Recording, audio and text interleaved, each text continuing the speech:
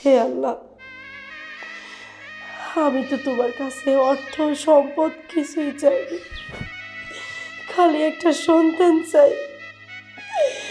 আমার তুমি মা হওয়ার সুযোগ করে দাও। আমার তোমার কাছে আর কিচ্ছু চাওয়ার নাই।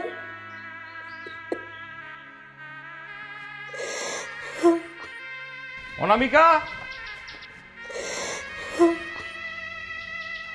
অনামিকা,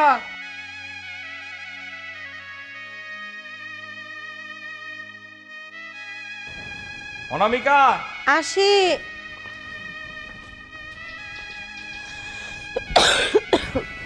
হ্যালো। এত দেরি হয়? কোন ডাকতেছি, গলা ফাটে গেছে। নামাজে বইছিলাম তো, কিছু করবেন? রাস্তাঘাটে তো বাড়ানোর জো নাই, বাজারে হাটে জেনে যায় সেনে একই কথা, যে বিয়ে করলো আসে 16 বছর হয়ে গেল, এ পর্যন্ত তোর ভাইজে কাটলে না। দেখেন, এখন যদি গ্রামের লোকজন নানান কথা কয়, তাতে তো আমার কোনো দোষ নেই। আমি আর কি করতে পারি? আল্লাহর কাছে তো আমি কম কাটাকাটি করিনি। আপনার যেমন কষ্ট হয়, কষ্ট তো আমারও আছে। তাই বলে প্রতিনিয়ত আপনি এরকম করে আমার কথা শোনান। বাচ্চা দেওয়া তো আল্লাহর হাতে। আর ডাক্তার তো কইছে আমারে দুজনের রিপোর্টই নরমাল আছে। অনামিকা, আমি সিদ্ধান্ত নিছি আমি আর একটা বিয়ে করব। আর আমি আখিকে যেহেতু পছন্দ করি, আমি আখিকেই বিয়ে করব এবং আজকেই বিয়ে করব। এত বড় সিদ্ধান্ত নিলেন, একবার আমাকে জানানোর প্রয়োজন মনে করলেন না? জানালে কি অনুমতি দিতে তুমি? মনে রাখবেন, নতুন মানুষটি পেয়ে আমাকে ভুলে যাবেন না।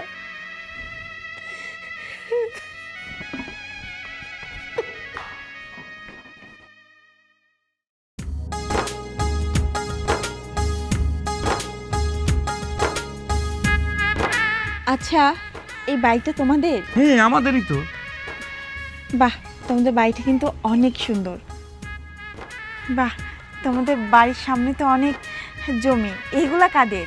রে শস্যের ক্ষেত আমার, কলার ঝোর আমার, ওইটা আমার বড় চাচার, এটা যা আছে সব আমারে। ওই দেখো আমাদের পেঁয়াজ লাগাইছে আমারে। খাওয়ার লোক নাই তো। কে বলেছে খাবার লোক নাই? এই যে খাবার লোক চলে আসছে। আচ্ছা, যাই হোক, তোমার বড় বউ কোথায়? তাকে ডাকো। শোনো, বড় বউ না, আজকে থেকে তুমি বড় আপা বলে ডাকবে। আমি ডাকতেছি। অনামিকা, অনামিকা।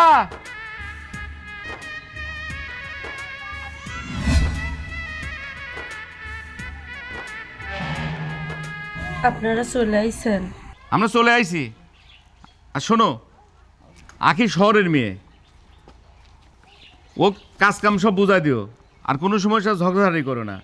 আর নিজের ছোট বোন মনে করো, সতীন মনে করো না কোনো সময়। আর আখি, এটা তুমি সতীন মনে করো, এটা তোমার বড় বোন। সেইভাবে দুইজন চলাফেরা করো। ঠিক আছে। তো চলো আমরা ভিতরে যাই, আসো।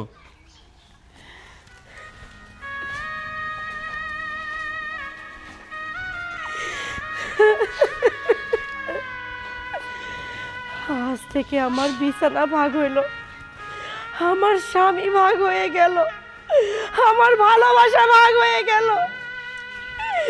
এই এত কষ্ট আমি কাক বোঝাই? আমার এই কষ্ট বোঝার মতো কেউ নাই। শোনো, আমার কোনো অর্থ সম্পদের অভাব নেই। এই যে দোতলা বাড়ি, মাঠে জমি, ধান, খাওয়ার লোক নাই। আমি এগুলো শুধু বিয়ে করেছি একটা কারণে, আমার বংশের একটা প্রদীপ লাগবে। আজকে এই প্রদীপের জন্যে নির্লজ্জের মতো আমি আর একটা বিয়ে করে নিয়ে আসলাম। রাস্তাঘাটে বাড়াইতে পারি না আমি, এক একজন এক এক রকম কথা কয়। এই মানুষের সব কথা ঢাকার জন্যে আজকে কিন্তু তোমাকে আমার সাথে আমার বিয়ে হলো। আজকে তোমার বড় আপা দুজন মিলে সুন্দর করে সংসার করবে, কোনো সময় যেন ঝয় ঝামেলা না হয়, ঝগড়া যেন না হয়, এটাই চাওয়া। আর কোনো তোমার কাছে কিছু চাওয়ার নাই। আর আমার একটা চাওয়া হচ্ছে, আমার একটা বাচ্চা। আমার বাচ্চারা আমার বাবা বলে ডাকবে, আমার সাথে খেলবে, আমাকে ধরে হাসবে, কাঁদবে। শোনো, আমি এই জন্যই বিয়ে করছি। আমার কোনো দরকার নাই, শুধু একটা বাচ্চা দরকার, শুধু আর একটা প্রদীপ দরকার। আমার একটা প্রদীপ দিবে, তুমি যা চাও আমি সব দেবো তোমাকে। শোনো, তোমার কাছে আমার তেমন কিছু চাওয়ার নেই। তুমি শুধু আমাকে ভালোবেসে আমার পাশে থেকো। আর শোনো, বাচ্চা কাছে দেওয়ার মালিক ওই উপরওয়ালা। সবসময় উপরওয়ালার কাছে দোয়া করবা যেন আমি খুব তাড়াতাড়ি আমাদের কোল জুড়ে একটা ফুটফুটে সন্তান আনতে পারি। তুমি তাহলে একটু অপেক্ষা করো, আমি একটু চেঞ্জ করে আসি, ঠিক আছে? তাড়াতাড়ি এসো।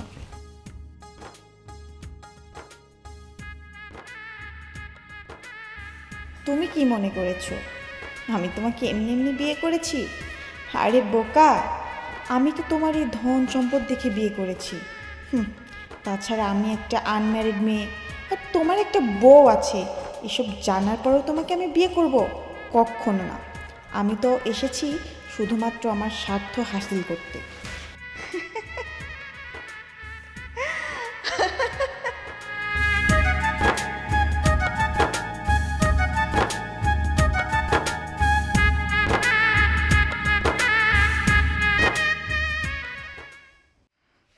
শোনো মামুন, আমি যাকে বিয়ে করেছি রিপন, সে তো একদম গাধা। আর ওর যে বড় বউ আছে, সেও তো একদম মাটির পুতুল। ওকে যেভাবে নাচানো যায় সেইভাবেই নাচে। শুধু প্রবলেম হচ্ছে রিপন। তবে তুমি চিন্তা করো না, আমি যত তাড়াতাড়ি সম্ভব রিপনের থেকে ওর সমস্ত সহায় সম্পত্তি আমার নিজের করে নেব। আর যখন সব কিছুর মালিক আমি হয়ে যাব, তখনই আমি তোমার কাছে চলে যাব। তুমি শুধু আমাকে একটু সময় দাও, আমাকে ছেড়ে চলে যেও না। কিন্তু জান, কাজটা একটু দ্রুত করো। আর কতদিন এভাবে অপেক্ষা করবো বলো তো? আর একটা কথা শোনো, ওর বড় বউ যদি থাকে তাহলে কিন্তু কাজটা শেষ করতে পারবে না। ওর বউকে দ্রুত সরানোর চেষ্টা করো। এটা তুমি ঠিকই বলেছ। ওই সতীনকে যদি আমি না সরাতে পারি, তাহলে ওই সমস্ত সয় সম্পত্তি আমার হবে না। আর দেখো, কেউ যেন বুঝতে না পারে। আমাদের এই প্ল্যান যদি বুঝে ফেলে তাহলে কিন্তু আমরা দুজনেই ফেসে যাবো। তুমি একদম চিন্তা করো না, আমাদের এই প্ল্যানের কথা আমি আর তুমি ছাড়া কেউ জানবে না। আর শোনো, আমি কিন্তু সবসময় এখন থেকে তোমার সাথে কথা বলতে পারবো না, বুঝোই তো। না জান, এইটুকু করো না। দেখো, তোমাকে না দেখলে আমার তো ভালো লাগে না, তুমি বলছোই। তোমার এই চাঁদ মুখটা না দেখলে আমার তো ঘুমই হবে না। আচ্ছা শোনো, আমি সময় সুযোগ বুঝে তোমাকে কল দেব। আরেকটা কথা, তুমি শুধু আমার পাশে থেকো। আমার যদি কোনো হেল্প দরকার হয় তোমাকে আমি জানাবো। না, আমি তো পাশে আসছি। তোমার যে কোনো হেল্প যখন রাখবে তখনই আমি তোমার কাছে চলে যাব। কিন্তু জান, কাজটা দ্রুত করো। তোমাকে ছাড়া তো আমার আর ভালো লাগছে না। আমার বুঝি তোমাকে ছাড়া ভালো লাগে? আমি তো শুধু নিজের স্বার্থ হাসিলের জন্য ওই রিপনকে বিয়ে করছি, তাছাড়া কিছুই না। আচ্ছা শোনো, এখন আর বেশি কথা বাড়াবো না। রিপনের বড় বউ আশেপাশে আছে, যখন তখন চলে আসতে পারে। আমি তোমাকে আবার সময় বুঝে কল দেব। ফোন দিও কিন্তু জান, তোমাকে না দেখলে কিন্তু আমার ভালো লাগে না। আল্লাহ হাফেজ।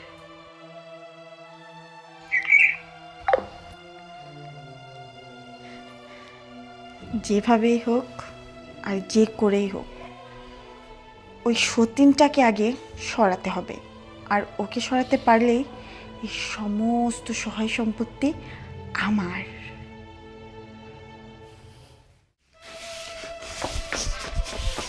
এই, তুই আমার হাতটা কই রাখছিস? তাতে আমার হাতটা দে বলছি। কি কও আখি? কিসের হার? আমার হার কোথা থেকে আমি দেব? মানে তুই আমার স্বর্ণের হাতটা নিয়ে লুকায় রাখছিস? তুই কি ভেবেছিস আমি জানতে পারবো না যে তুই চুরি করেছিস? সিসি, এসব তুমি কি কও? আমি বুঝতে পেরেছি তুই এমনি এমনি দিবি না। ওগো শুনছো? তুমি কোথায়? একটু আসো, দেখো তোমার বড় বউ আমার কত বড় সর্বনাশটা করেছে। কই গো, তুমি আসো না কেন? আখি, কিসের জন্য তুমি এই অশান্তিগুলা করতেছো? আমি কোনো হার নেইনি। বিশ্বাস করো বোন, তুমি আমার কথা বিশ্বাস করো। চুপ, তুই একদম চুপ করে থাক। এই বাড়িতে আমরা তিনজন ছাড়া কেউ নাই। আমার স্বামী তো আমার জিনিস চুরি করবে না। বাকি থাকিস তুই। তুই নিজে ইচ্ছে করে চুরি করে লুকায় রাখছিস যেন আমি ওটা খুঁজে না পাই। কই গো, তুমি আসো না কেন? শোনো, দেখো ওকে এখানে জড়ায়ও না। কি হয়েছে? চাচামেচি কে? ওগো, কি? আরে কাঁদিছো কি? কি হয়েছে সেটা কও। ওই যে আমার যে 5 ভরি স্বর্ণের হারটা ছিল না, সেই হারটা তোমার বড় বউ সেটাকে এত লক্ষ্মী চুরি করেছে। সি অনামিকা, তোমার কাছে এটা আশা করি নাই। রিপন, তুমি বিশ্বাস করো আমি চুরি করিনি। আচ্ছা, আমার এই এত বছর সংসারে কোনোদিন কি তুমি দেখেছো যে আমি একটা টাকাও তোমার কাছে না কয়ে নিয়েছি? আর এই তোমার বউ আমার চোরের অপবাদ দিচ্ছে। আমি তোকে চোরের অপবাদ দিচ্ছি? তুই চুরি করেছিস। দেখো, এতদিন তো তোমাদের সংসারে আমি ছিলাম না, ওর কোনো সতীন ছিল না। আসলে ও তোমাকে মুখে যতই বলুক তুমি আরেকটা বিয়ে করো, তুমি আমাকে বিয়ে করছো এটাও মানতে পারে নাই, সেজন্য আমার হাতটা চুরি করছে। বিশ্বাস করো রিপন, আমি কোনো হার চুরি করিনি। ও সব মিথ্যা বানোয়াট কথা করছে। তুমি বিশ্বাস করো, ও মিথ্যা কথা বলছে। আর আমি জানি ও মিথ্যা কথা বলবে, আমি প্রমাণ নিয়ে এসেছি। এই যে দেখো, এই হাতটা আমি ওর মায়ের ব্যাগে থেকে পেয়েছি। আরো কথা আছে, আমি তোমাকে বলি না, ও কষ্ট পাবে, ওর উপর থেকে তোমার বিশ্বাস উঠে যাবে। ওই যে তোমাদের রহমত চাচা আছে না, ওনার সাথে কি সব গুজুর গুজুর ফুসুর ফুসুর আলোচনা করে, তুমি কি সেটা দেখো? আমি অনেক দিন দেখেছি। আবার তাকে তো রুমেও ডেকে নিয়ে আসে, আমার নিজের চোখে দেখা, কিন্তু আমি তোমাকে বলিনি। এই সব মিথ্যা, এই সব কিছু মিথ্যা বানোয়াট। তোমার চোখে আমার খারাপ বানানোর জন্য ও এইগুলি করতেছে। অনামিকা, চুপ থাকো, সব বুঝেছি। আমার চোখের সামনেতে যাও, তোমাকে আর দেখতে ইচ্ছা করতেছে না, যাও।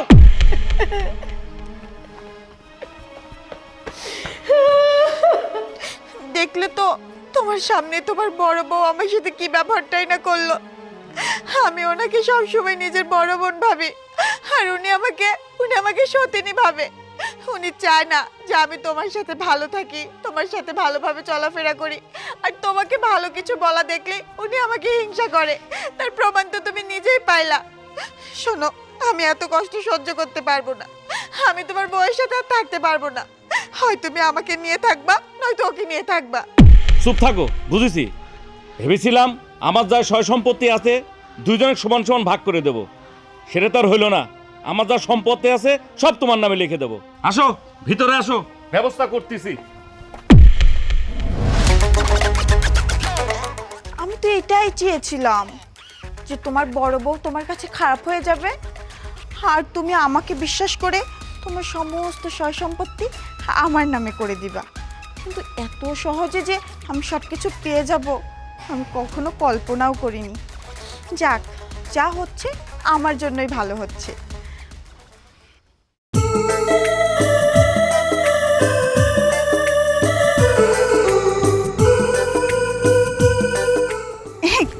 কি করছো তুমি? এই শোনো না, এভাবে আর কতদিন লুকিয়ে লুকিয়ে প্রেম করবো বলো তো? তুমি তো রিপনের ধন সম্পত্তি দেখে তাকে বিয়ে করে নিলে, এখন আমার কি হয় বলো? শোনো, রিপনের বড় বউ আছে না, ওকে সরাতে না পারলে তো আমার হাতে সয় সম্পত্তি কিছুই আসবে না। এর আগে আমি একটা চাল চেলেছি, কিন্তু কোনোভাবে কাজ হলো না। তুমি আমাকে আরেকটু সময় দাও, দেখি কি করা যায়। তবে আমি আপ্রাণ চেষ্টা করব ওর বড় বউটাকে যত দ্রুত সম্ভব এই বাড়ি থেকে বিদায় করার। তুমি একদম চিন্তা করো না। কিন্তু আখি, কবে তোমাকে আমি আপন করে পাবো বলো তো? আমার তো আর দেরি হয়েছে না।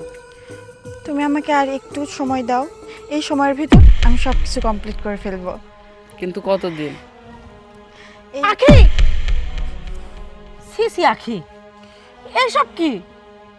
আমার স্বামীটা কত আশা করে তোমাকে বিয়ে করে নিয়ে আইছে, আর তুমি কি না অন্য পরপুরুষের সাথে পরক্রিয়া করতে চাও? সি, শোনো আখি, আমার স্বামী তোমাকে অনেক আশা করে এই বাড়িতে আনেছে একটা বাচ্চার জন্যে। ওই মানুষটার কত শখ বাবা ডাক শোনার, খুব ছোট্ট বাচ্চা ও বাবা বাবা করে ডাকবি।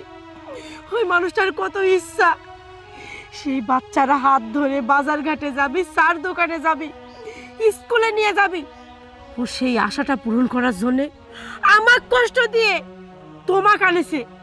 যেই মানুষটা কিনা কোনোদিন অনামিকা জোরে একটা আওয়াজ পছন্দ করে আমাকে ডাকিনি, সেই মানুষটা আমার কষ্ট দিয়ে তোমাকে আনেছে এই বাড়ি, আর তুমি তুমি কিনা এসব করতে চাও? সি আখি সি। আর তুমি, এই সওয়াল, যাও এখান থেকে, যাও বলতেছি।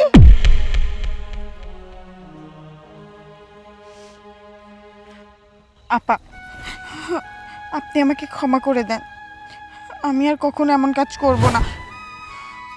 হ্যাঁ, ক্ষমা করব যদি আর কখনো না দেখি এরকম কারোর সাথে পরক্রিয়া করতে। শোনো আখি, আমার স্বামী যদি তোমার কোনো কারণে কষ্ট পাইছে না, তাহলে কিন্তু আমি তোমাকে ছেড়ে কথা বলবো না। আমি কিন্তু সব কিছু রিপনকে বলে দেব, এই কথা মনে রাখো।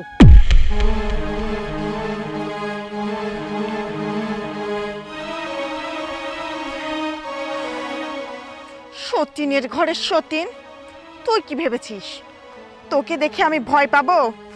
আরে তোকে তো আমি সেই দিনেই পথ থেকে সরিয়ে দিতাম, কিন্তু আমার সেই প্ল্যানটা সাকসেস হয়নি। কিন্তু আজকে আজকে তুই তো সব দেখে ফেলেছিস। তুই আজ হোক কাল হোক ঠিকই তোর স্বামীর কাছে সব কিছু বলবি ভালো সাজার জন্য। না, আমি থাকতে সেই সুযোগ আর তোকে দেব না। যেভাবেই হোক তোকে আমার পথ থেকে একদম সরিয়ে ফেলতে হবে।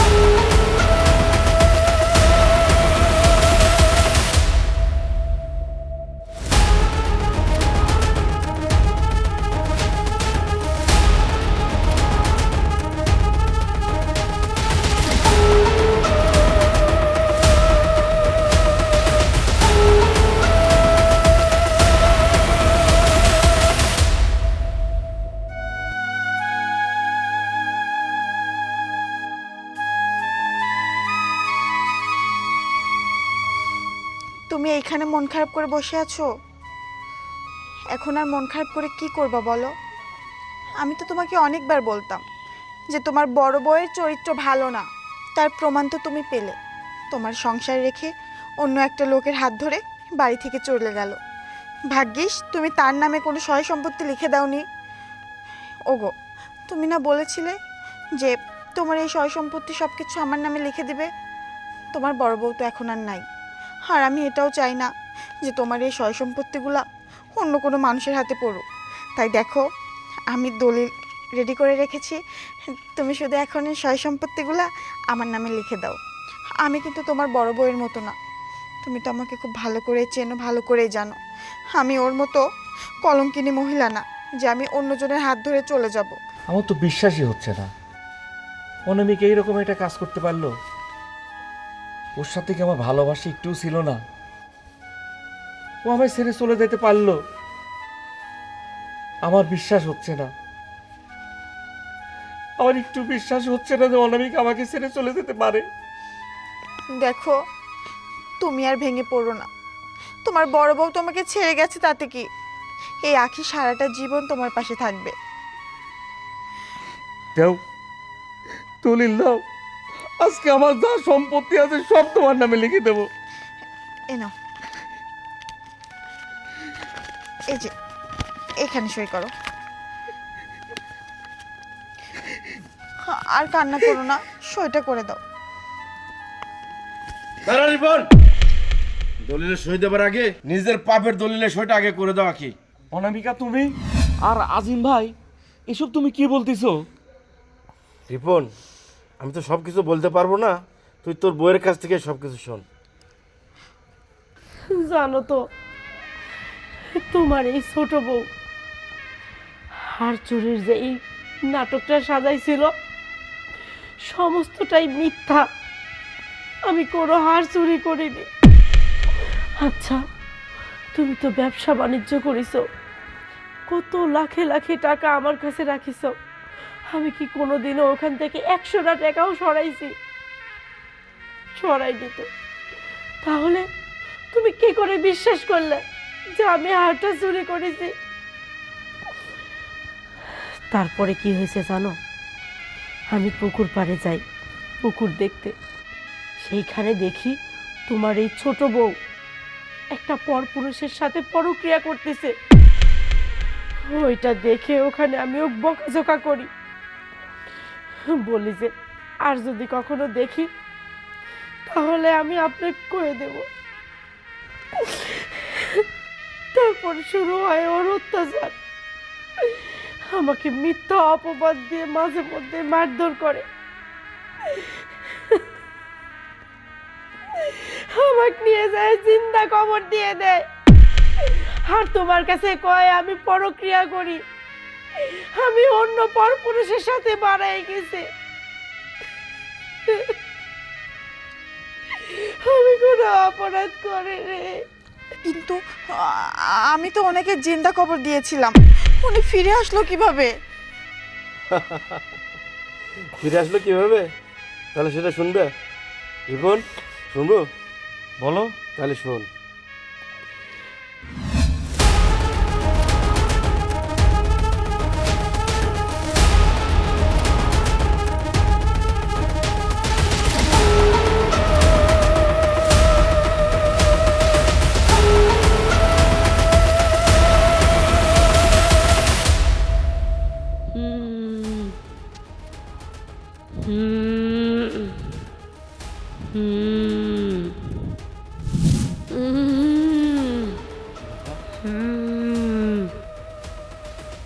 শব্দ আসা কোন না?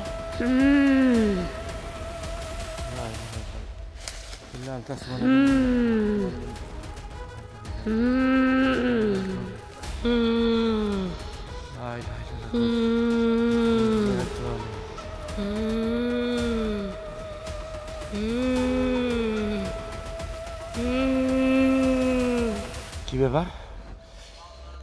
শব্দ তো এনতে আসছে, এই কবরের মধ্যে তেল মনে হচ্ছে।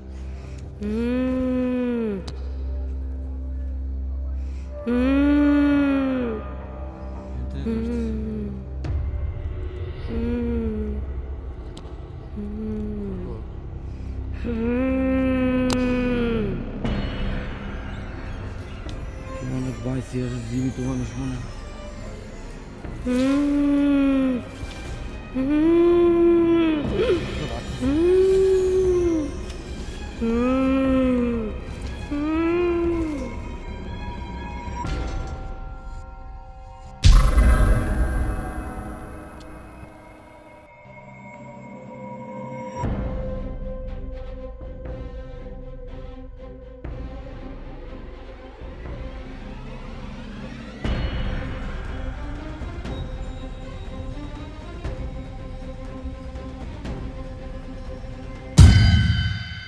শুনলই তো সব, তোর সব সম্পত্তি ভোগ করার জন্যই এই মেয়েটা তোর বাড়িতে আসছে। তুই কি মনে করছিস তোর রূপ দেখে বিয়ে করছি? তোর রূপ দেখে বিয়ে করি নাই। আমার বোর রূপও কম ছিল না, আমি শুধু একটা সন্তানের জন্য বিয়ে করছিলাম, যে তোর কাছ থেকে একটা সন্তান নেব। ডাইনি, তুই সেটা আমাকে দিতে পারিস নাই। তুই উল্টা আমার সম্পত্তিটা ভোগ করার জন্য আমার বউকে তুই জিন্দা খবর দিছিস। তুই আজকে আমার বাড়িতে বেড়া যাবো, তোর মুখ ধরে আমি কোনোদিন না দেখি, বের হয়ে যাবো। অনামিকা, আমার ভুল হয়ে গেছে, আমি বুঝতে পারিনি। ভালোবাসা ছিল বিশ্বাস করো, আমি শুধু একটা সন্তানের জন্য বিয়ে করছি। ভালোবাসা কিন্তু তোমার থেকে কম নেই, তোমাকে কিন্তু আমি ভালোবাসি। শুধুমাত্র একটা বাবার ডাক শোনার জন্য আমি দ্বিতীয় বিবাহ করছিলাম। আমি জানি আপনি এইভাবে আমার কয়ে ছোট করেন না। আমি জানি আপনি আমার কতটা ভালোবাসেন। শুধু আখির জন্যই আমার সাথে এটুকু খারাপ আচরণ করেছেন। আমাকে তুমি ক্ষমা করে দিও। ছি, এই কথা কয়ে লজ্জা দিয়েন না।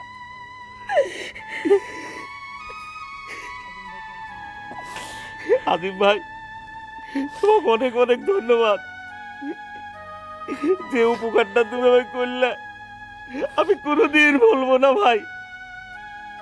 অনামিকা, আমাকে তুমি ক্ষমা করে দিও। আমার সন্তানাদি কিচ্ছু লাগবে না, আমি তোমাকে সারা জীবন বেঁচে থাকবো। রিপন, যা কিছু হয়েছে, যা কিছু হয় ভালোর জন্যই হয়। আল্লাহ যা কিছু করে সব কিছু মানুষের ভালোর জন্য। যা ঠিক আছে, তুই যে তোর ভুল বুঝতে পারছু এটাই বড় কিছু। যা তো অন্যকে নিয়ে ঘরে যা, আরামে আসি।